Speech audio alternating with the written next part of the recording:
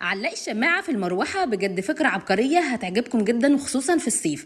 فيديو النهاردة مليان أفكار حلوة جدا، تابعوني للآخر، ما تنسوش اللايك يا حلوين. ويلا بينا نبدأ الفكرة الأولى مع بعض. هاتي عصاية مقشة كده وتعالي لما أقولك على فكرة خطيرة هتعجبكم جدا.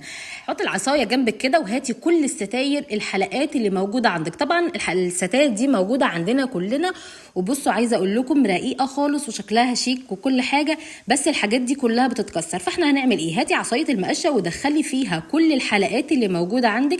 جمعي بقى ستاره ستارتين على حسب حجم الغساله الموجوده عندك، وتعالي بقى يا ست الكل هقولك تعملي ايه. انا جبت بقى الستاره هنا عندي الصفرة واللبني ودي، بس كلها ستاير كده شكلها رقيق وخفيف، بس احنا بنحتار جدا في غسلها. هقولك بقى على فكره حلوه قوي هتساعدك جدا في غسل الستاير دي بدون اي مجهود. هتروحي جايبه الستاير كده وتحطيها في الغساله بالشكل ده، وتدوري على يعني تشغلي الغساله على كلمه غسيل مره واثنين وثلاثه. بصوا هتنضف بكل سهوله، وحتى الحلقات اللي موجوده من فوق دي ممكن تعمليها بميه كده بايدك علشان ما تتكسرش، لان دي اكتر حاجه بتتعبنا جدا في البيت، ان الحلقات دي تتكسر بصراحة ما بتنفعش تاني خالص. تعالوا بقى نقول على الفكرة التانية، بس فين اللايك بقى يا حلوين؟ اوعي بقى تعملي البصلة بالشكل ده تخرطيها، لا هاتيها من تحت كده. بجد لازم تعملي الحركة دي، وطبعا كل يوم بنعمل بصل، وقشريها عادي خالص، لكن سيبي الجذر اللي تحت زي ما هو وخرطيها عادي خالص بكل سهولة. عايزة اقولك البصلة هتفضل متماسكة طول ما انت بتعمليها لحد اخر حته. وطبعا البصله لما نيجي نعملها من فوق، يا ريتني بجد عرفت الفكره دي من زمان، كانت تتفرفط كده وبتبوظ مني. جربيها ان شاء الله هتعجبك.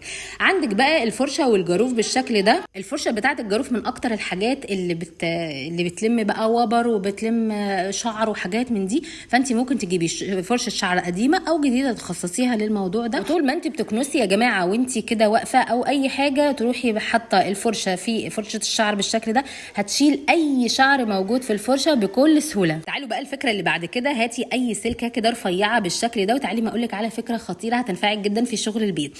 هتجيبي فرشه اسنان وتلفي السلكه عليها بالشكل ده داير ما يدور، يعني هتلفيها بحيث ان هي تكون رفيعه خالص، مش عايزاها تكون مقلبظه يا جماعه، لان كده يعني يعتبر ما عملناش حاجه.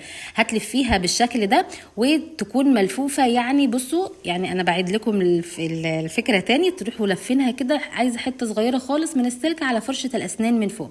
بعد كده تعالي على اي حاجه يعني صغيره كده ما بنعرفش نغسلها، خصوصا في الثلاجات في البوتاجازات، حتى الحيطان، اي حاجه كده رفيعه كده ما بنعرفش نطولها. عايزه اقول لك الحركه دي حلوه قوي في الغسيل، بجد جربيها ان شاء الله هتعجبك جدا.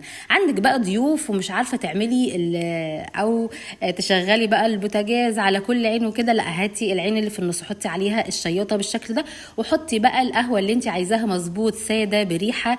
بجد الفكره دي حلوه قوي، خصوصا لو انت عندك ضيوف او انتوا مثلا بتشربوا القهوه مختلفه.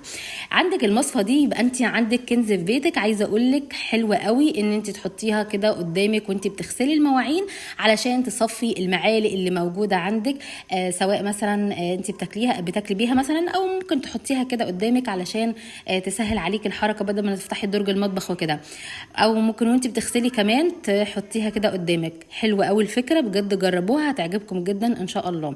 تعالوا بقى نشوف الفكره اللي بعد كده، لكن فين اللايك يا حلوين؟ هاتي فرشه الشعر اللي موجوده عندك دي طبعا للتنظيفات، وهاتي شراب، وتعالي ما اقولك على فكره خطيره هتنفعك جدا في البيت. حطي الفرشه جوه الشراب بالشكل ده، طبعا عندنا شرابات كتير جدا مش لاقيين لها الفرده بتاعتها. وتعالي بقى يا ست الكل هقولك على فكره حلوه قوي.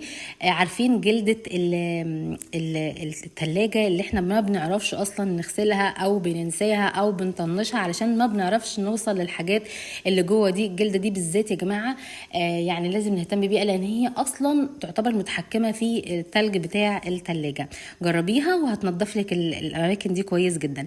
تعالوا بقى للفكره الاساسيه بتاعتنا، حط الشماعه في المروحه، واقول لك على فكره حلوه قوي هتساعدك جدا في تنظيف المراوح خصوصا في فصل الصيف. حطي الشماعه بالشكل ده، وهقول لك على فكره حلوه قوي. هتحطيها بالشكل ده وهتروحي كده يعني جايبه اي فوطه موجوده عندك عندك مبلوله عليها منظف اللي انت عايزاه، وتحطيها بالشكل ده.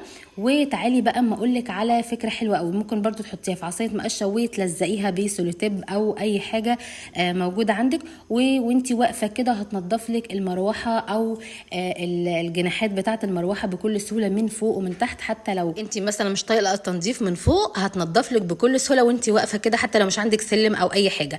جربيها ان شاء الله هتعجبك جدا، وهتشيل كل التراب اللي موجود في المروحه من فوق. بصوا بقى التراب احنا ما بنشوفوش اصلا وبنطنش، لان المراوح يعني صعبه جدا ان احنا نوصل لها. عندك بقى البصل بالشكل ده وبيبوظ خالص في فصل الصيف، تعالي ما اقولك على فكره حلوه قوي. حطي بقى علبه المناديل كده بالشكل ده، بس مش هتحطها كلها يا جماعه، بس انا بديكوا الفكره الاساسيه ان المناديل لما تيجي تحطيها في البصل بالشكل ده يعني البصل هيفضل محتفظ ومش هيبوظ خالص ان شاء الله. خصوصا ان انت مثلا لو حاطه شويه كده في في المطبخ بعيد عن البلكونه علشان يكون مثلا سهل ان انت تستخدميه، فانت هتروحي جايبه كده قطعه من المناديل علشان البصل ما يبوظش، وتحطيها كده مع البصل بكل سهوله علشان يعني مش يبوظ خالص. وخصوصا في درجات الحراره العاليه كده بنلاقي ريحه البصل اتغيرت وباظت كده ودبلت. حطيها كده في الكيسه وان شاء الله كده، حتى لو انت هويتيه كمان افضل علشان يعني ما يبصش خالص.